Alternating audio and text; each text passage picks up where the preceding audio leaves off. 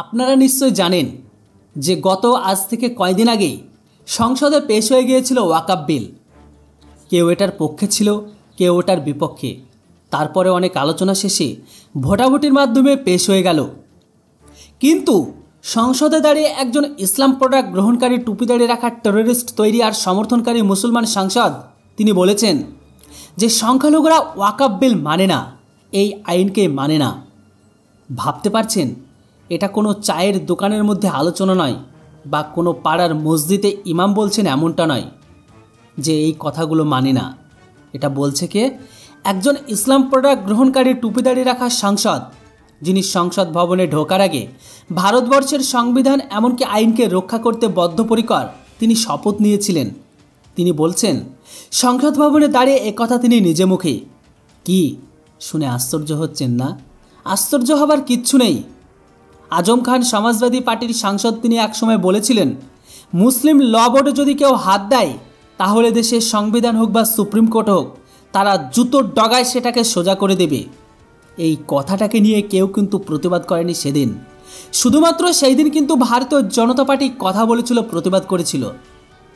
কোনো দল কিন্তু একটা টু শব্দ করেনি, কোনো রাজনৈতিক দল এর বিরুদ্ধে কোনো কথাও বলেনি।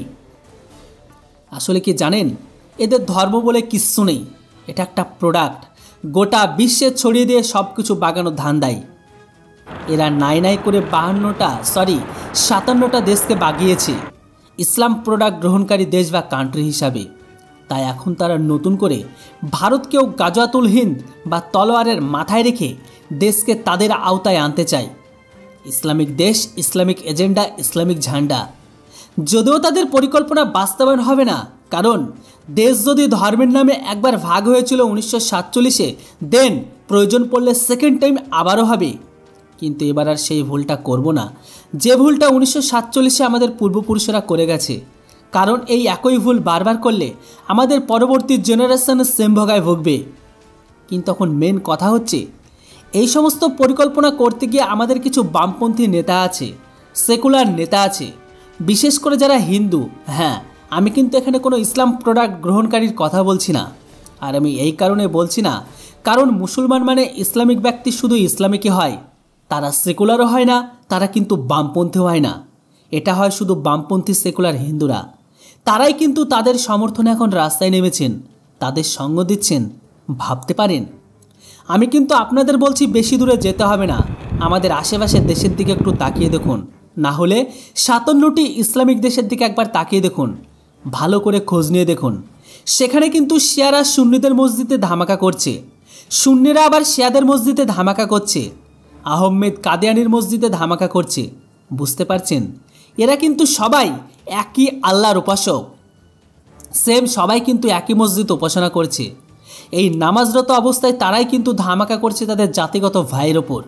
ভাবতে পারছেন, এই সংস্কৃতি একটা শুধুমাত্র মরু সংস্কৃতির দ্বারাই সম্ভব এই সমস্ত কিছু করা।